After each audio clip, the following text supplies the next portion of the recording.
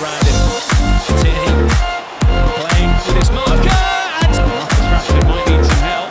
He gets it from Fernandes. Who squeezes? By Gomez. To Bruyne. Oh! Salah. He's put one on his.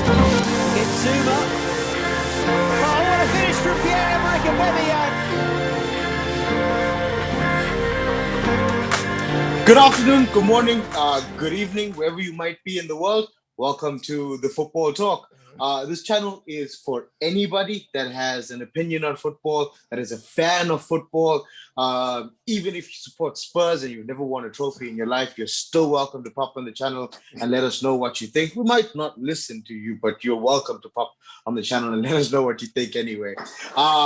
So please, if you want to get in contact with us, the information will be in the link down below. You can contact us on social media. You can tell us we're idiots if you don't agree with us. You can tell us that we're brilliant if you agree with us. Communicate with us and let us know what you think.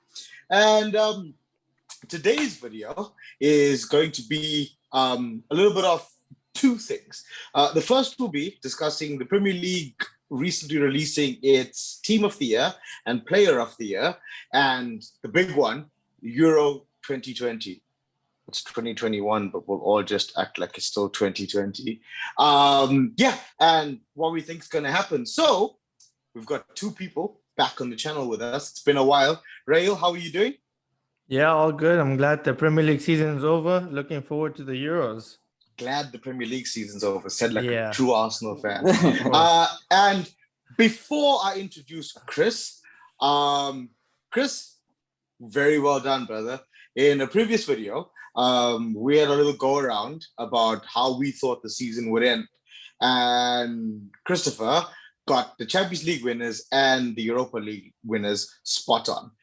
So Chris, well done and welcome back to And the this show, was bro. before the semi-finals even, or quarterfinals. So Before the Yeah. quarterfinals, before United Yeah. even knew that, before we knew United were playing Villa, Villarreal. yeah. First so of well all, done. good evening.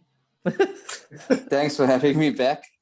Nice to be here. Looking forward. Yeah, I'll be honest with you. The Chelsea thing, I had a hunch. The Villarreal thing, that was more just a lucky guess. I just wanted to be honest, I just wanted to annoy the both of you because I knew either Arsenal or United is going to play against them. I didn't know it was going to be both. But yeah, looking forward to the Euros. Glad that's over. Brilliant stuff, Chris. We've given you some credit and you've just admitted that it was a complete fluke and you never put any thought behind Yeah, it it was- other than being annoying. So yeah, Chris, congratulations, bro. You've thrown away They any should have credibility you milked might that. have They had. should have milked that. It was an Nah. opportunity. All right, gents, let's get into the nitty-gritty of today's video. So at the end of every year, the Players Association announces their team of the year. Which goalkeeper, which defenders, which midfielders, which attackers they believe were the best in their position for that year. So let's run through their decision for 2021's team of the year. In goal, they've got Man City's Edison. At right back, they've got João Cancelo. At the two centre backs, Stones and Diaz, and at left back, Luke Shaw. So 4 Man City players in their back 5. City are champions, fair enough. Their midfield is a flat 3 of Kevin De Bruyne, Gundogan, and Bruno Fernandes. And their front 3 is Mo Salah and Son, either side of Tottenham's Harry Kane. So Rail, let's go with you. Is there anyone that you think's been hard done by, that's been left out of this team? Anyone that you would have put into this team? Yeah, well, I wouldn't say hard done by. I mean, there are a few players I personally wouldn't have had in there. And starting with the goalkeeper, I think, this is sad for Arsenal fans, but I would actually put Emi Martinez. I think he had a brilliant season with Aston Villa. Sold our best keeper, but anyway. And for centre back, this is just more to go with the underdog. I would put instead, I think John Stones had spells of good games, and then he was out injured, so he didn't have a consistent season. And Pep rotated quite a bit with his centre back. So I would have gone for Wesley Fofana. I think he made a brilliant debut season coming from the French league. So I think the kid has a lot of potential. So I would have put in personally. Midfield, I'm happy with. Going forward, Harry Kane, Salah, good with that.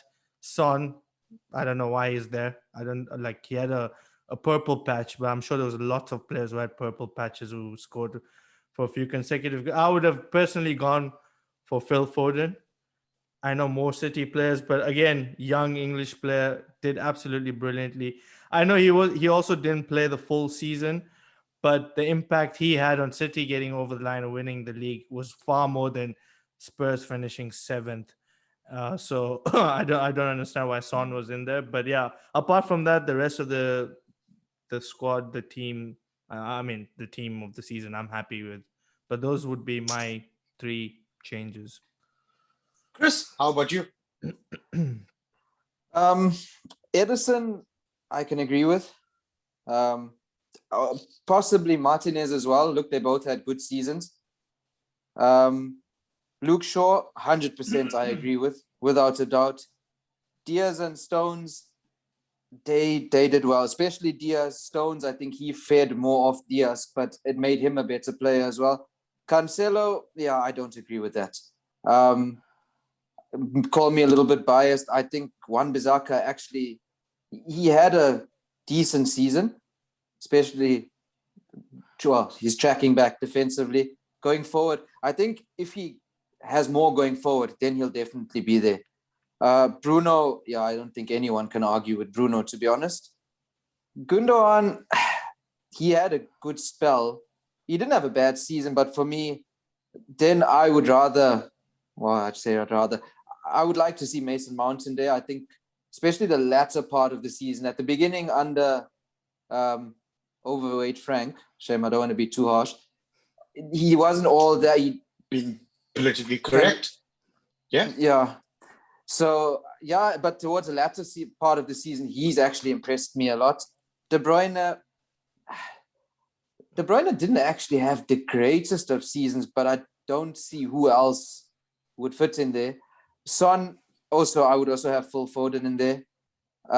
Kane, I agree with.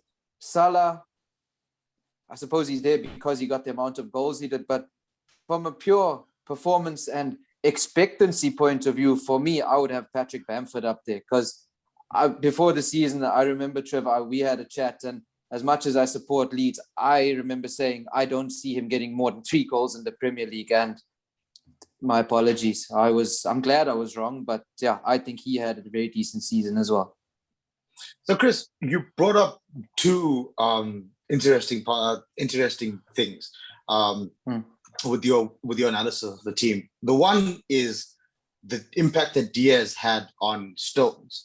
The second is the fact that Kevin De Bruyne had a okay season by his standards. Rail, you mentioned Phil Foden. Chris, you also mentioned Phil Foden. So Son finished with 17 assists and 10 goals. Sorry, the other way around. 17 goals and 10 assists. Kevin De Bruyne finished with 6 goals and 12 assists. I think that's quite a low performing season by Kevin De Bruyne's standard. He's also been injured for the majority of that season. I don't remember Kevin De Bruyne putting together a run of more than 5 games before he picked up a knock and had to be rested again. So to link that to the next decision that they made, player of the year was then awarded to Kevin De Bruyne.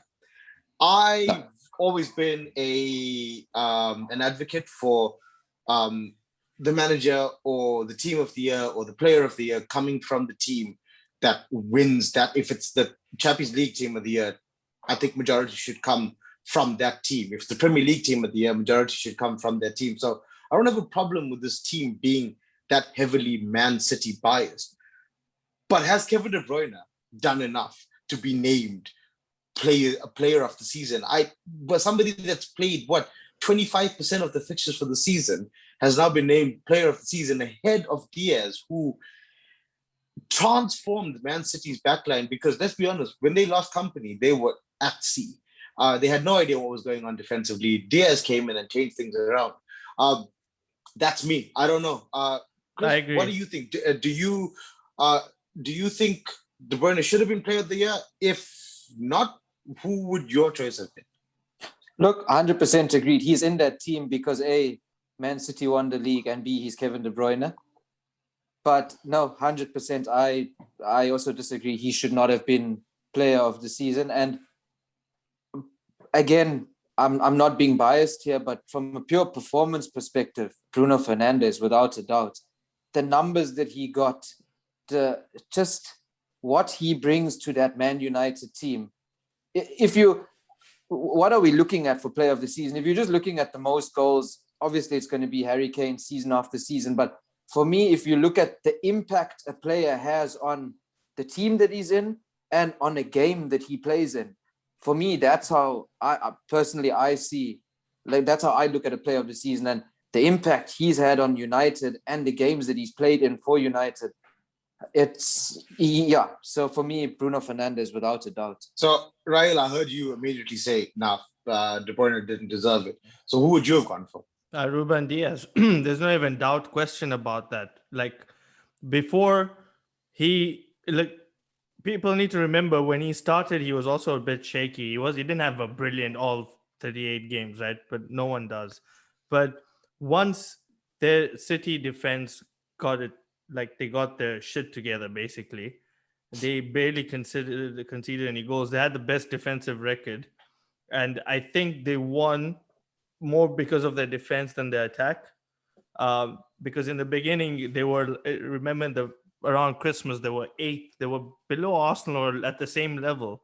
And then they put that crazy run together and they won the league. So I don't agree with Bruno Fernandes. I know he has had a massive impact and he definitely deserves to be in the Team of the Year. If that's the standard you're measuring, then Harry Kane, and I hate to say it, but then he should be ahead because the top goal scorer and the top assists. So imagine if you take that out, Spurs would be in relegation zone, basically. So he's had a massive impact to even get them to 7th place. Okay, right. So I agree with Ruben Diaz, and I'd like to throw one more name into that hat.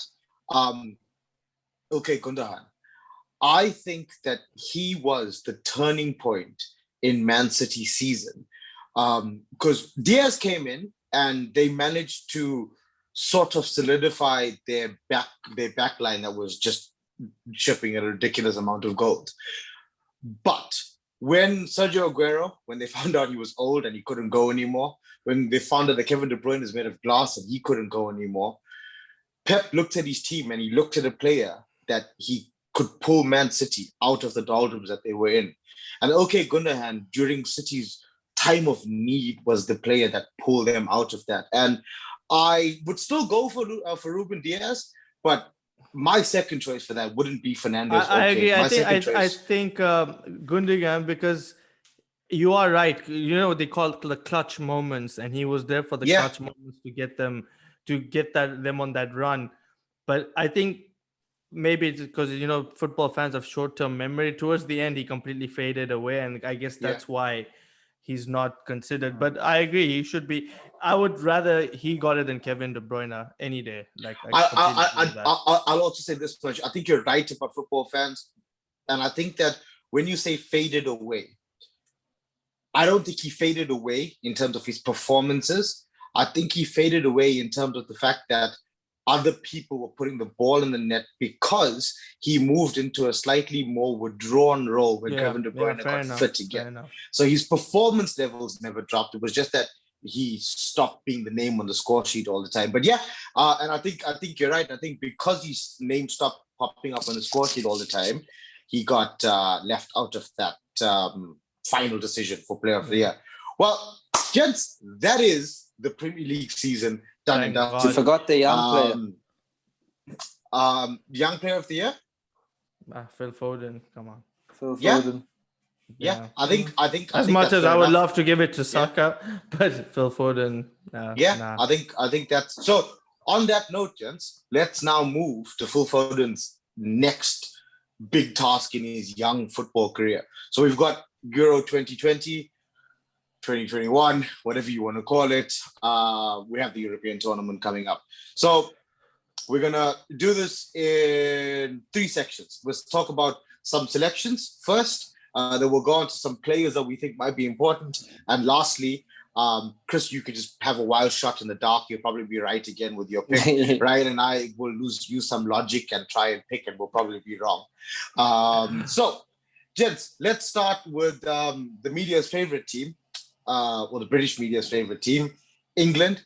Thoughts on Trent Alexander-Arnold's injury and the impact that it might have on the England squad? Do you think it'd be good for them in terms of balance? Do you think it's going to cost them because he's an exceptional player in terms of creating chances? Let's go with Raheel. I don't think it's going to be a massive difference because I think the type of player he is, I think Kyle Walker can do a similar job, and I think he's at the same level. So, and how many, like they took 5, 6, 7, 10 right backs. I don't know how many Southgate was. So I don't think it's going to be a massive impact. Even the style of football they play, it's not like Liverpool where the full backs are creating all the chances. They play with a 5 at the back or 3 at the back. I don't know, whatever you want to call it. So I don't even know if he would have started in all the games because I know Kyle Walker normally plays in the 3. So yeah, I don't think it's going to have a massive impact. Personally, no. Yeah. Chris, anyone not in the England squad that you would have taken to the Euros? Well, yes, but I mean, given that he's already got about 12 right backs, again, Wan-Bissakk for me would have been a pick. Is he not in the squad? No. Someone told. Okay, never mind. He isn't. They had 4 right backs, and Bissakk wasn't one of them. Who was the other but ones? other than that, they picked Trippier, Kyle Walker, Reece James, and Trent. Reece James. I forgot about that. Yeah. So who I wouldn't say surprised, but who I did think would be in there and is now in there because of Trent is Ben White. Yeah. The guy that I feel a bit bad for, just because of how I think consistent he was this season, is James Ward-Prowse. I think he's been ridiculous for Southampton. Just like he plays every minute of every game, and Ward-Prowse never has a stinker. He might not be the greatest player in the world every game, but I think he's really reliable, and he would have been best set piece taker in the league by far. Yeah, I think Ward-Prowse would have been a good choice for them. So then, gents, the world champions. My question here, right? So right, King Karim. So Raheel grew up watching Arsenal naturally, then drifted towards France. So and Zidane. So I love Zidane. Chris, you just said a name. So Benzema has been called up for this French squad. Now, Karim Benzema's quality and his goal scoring record can't be disputed. Raheel, do you think, personality-wise, it was the right decision to take Benzema to the Euros? Yeah. Considering everything that's happened. Yeah, because he's changed, like Zidane has completely changed his mindset. Like the fact that Madrid even made it that far in the Champions League and that they were challenging for the title right till the last game is because of Karim Benzema. Because once Cristiano Ronaldo left, there was a massive hole and there still is. And Benzema is not as good as he's been, he wouldn't be able to fill that hole. But no I think, no one's going to do it. But the thing is, he carried Madrid this season, and he's been absolutely brilliant. His attitude. I've watched quite a few Madrid games specifically to watch Benzema because I honestly didn't rate him, even though I'm a friend. I love the French team, and they have an incredible squad. And when he wasn't taken to the World Cup, I was completely fine with that. But now he definitely deserves it. And I think his attitude, his mentality has changed. He always had the quality. We all knew this. But it was mentality that was the issue. But I think him working under Zidane, he's completely changed his mindset and the way he approaches the game. He works really hard for the team. I've seen him drop deep, give assists all over the pitch. He's become a real team player, and his finishing has improved. So definitely a good decision. I would be very bleak if he wasn't taken, even though France have a mad attacking talent. I mean, if you could basically make another full team of the players that didn't even make it to the Euros. So very good decision, and I'm happy France's with that. second team squad can make a Euro on their own, right? Yep, So, definitely. Chris, Mhm. Italy, the ever present in international tournaments. My question for you about Italy. No, is- they weren't. They weren't even in the World Cup. Well, yeah, fair enough. That's- Okay, so ever present in European tournaments. Okay, so Yeah, Bonucci is 34, Chiellini is 36. They're Italian, so I don't know if that is even a negative thing. How do you think that's going to impact them? Do you think a 36-year-old Chiellini, a 34-year-old Bonucci, are these Juventus centre backs going to be able to take the Italy side to success? Look, first things first, I'm not even sure if both of them will be starting. There's a kid at Inter. His name is Bastoni. He is. Check it. Why you change the tune? You were going to say Lighty, then you changed the kid. Hey, international viewers, bro, they don't understand. Fair enough. But so they do have a couple of youngsters. Also, well, in the back line, the whole squad is very young. So I actually think those two guys, the experience that they have, will help the Italian side, but definitely through the group stages, and I'd like to see them go far. But yeah, once they come up against attacks like France, like I'm hoping Portugal, I'm not sure if they're still going to be able to keep up. But as I said, I'm not sure if both the grandfathers are going to play or if he's going to bring in one of the youngsters. Cool. And then on the subject of centre backs, I don't know if they still are, considering what the French squad looks like now. But one of the most expensive squads on paper, if you take club transfer values, is Belgium. Belgium have been number one on and off in the world rankings quite frequently over the last 4 or 5 years. You look at their team, and without Vincent Kompany, so this Belgian team has been building and building and building and building and getting better and better and better all the time.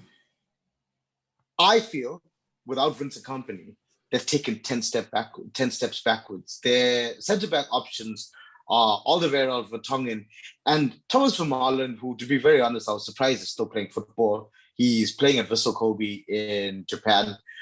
Didn't even know he was still active. Denier. Yeah. So, okay, Chris. So, do you think that despite all of their attacking flair and ability that they have at the sharp end of their team, is their defense good enough for them to finally pick up an international trophy? No. I'll be brutally honest with you. For me, for some reason, Belgium, whenever I think of when it's World Cup time, when it's Euro time, for some reason, they never really for me, are one of the contenders. I don't know. I just feel they're lacking something. And now, especially with Kompany gone, I don't see them winning this thing. I think they lack pedigree. I think that's what it is. I think when we look at teams that know what it's like to lift European trophies. And I think that's one of the things that I think they're a bit overrated. I know they're ranked number 1, right? But if you look at the squad, right, they have star players. They don't have a good squad. Like if you around it, if you look at the defense, it's not great. Midfield, who they have, Kevin De Bruyne, Hazard, can you even put him there anymore? Lukaku, yes, great striker. Apart from that, like who stands out in their team? Like they have a good average to good team and a few star players. But that's about it. I think they are a bit overrated. And to be honest, I don't buy the whole rankings thing. I mean, that doesn't even matter. No. Going into a tournament, it means fuck all. I mean, the fact that you can be number 1 without having won a tournament in itself already says something about it. Yeah. Well, Rayo, you mentioned the word star players quite a bit. And I think Belgium's biggest mistake here that they have made is that they have left the star player in China. How have they not taken Marouane Fellaini to this tournament? It is the most ridiculous decision. I think not just their football management, their government should be sacked for making that decision. But let's move away from greatness like Fellaini. Quickly, Chris, Yes. give me two players. One player, established player, that you think is going to reach their potential, set the world alight at this tournament, and a second player who isn't at that very upper echelon of football that you think will leave this tournament with that 100 million price tag. The established player, I'd like to say Harry Kane, but I don't see England. They are like the Proteas of football. I don't see them winning this tournament. So, but let me go with Harry Kane anyway. I'll give him the benefit of the doubt. With the youngsters, there's a kid he's a Hungarian boy called Dominik Slobozai. He's injured. He's out for the tournament. Are you kidding me? Yeah, he's out. I already checked. I really like the kid. He's out. Sorry, sorry to kill it right there. Yeah. No, that's fine. He plays for Leipzig and he looks looks like he's solid. But then again, England has a couple of kids. Again, Mason Mount, Phil Foden, João Felix, hopefully. But yeah. Okay, Rayo? Well, Same established player, I'm going to go with Benzema. I've already spoken about him, so I'm not going to go into detail. Young, I mean, I don't know, man. With these tournaments, you'll get a James Rodriguez will have a brilliant tournament, and then after that, you won't see him again. So I don't know. I would probably go with the English youngsters. That's because that's all I know. Honestly, I don't know the rest of the teams. Like France have already all these youngsters, but they're all established. They're all Mbappe. Everyone knows him. Koeman, Dembele. They're all, they're nothing. If they perform, it's not going to be like a shock, because they have got the talent. But I would probably go with Mason Mount, Phil Foden. I'm hoping Saka, if he gets enough game time.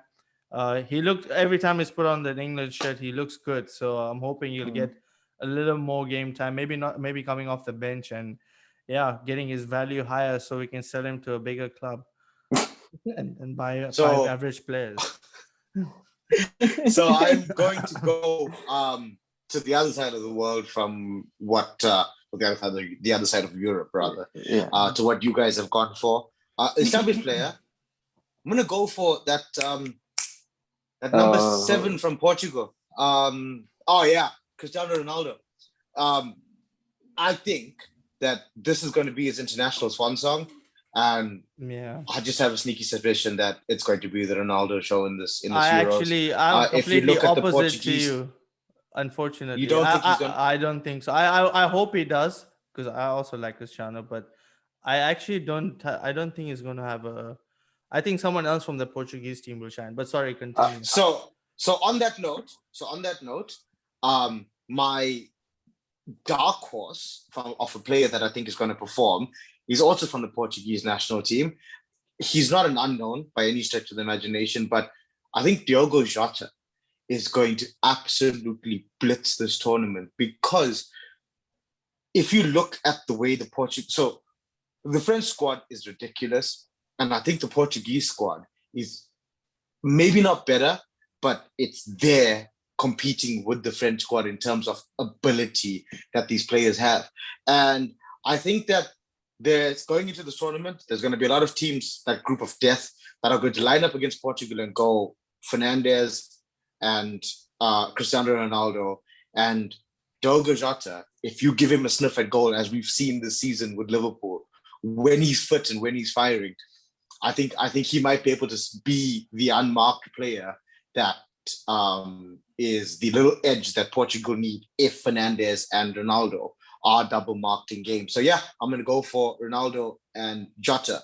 So on that note, as you might have guessed, my final prediction is that Portugal are going to come out of this as European champions again and defend their title.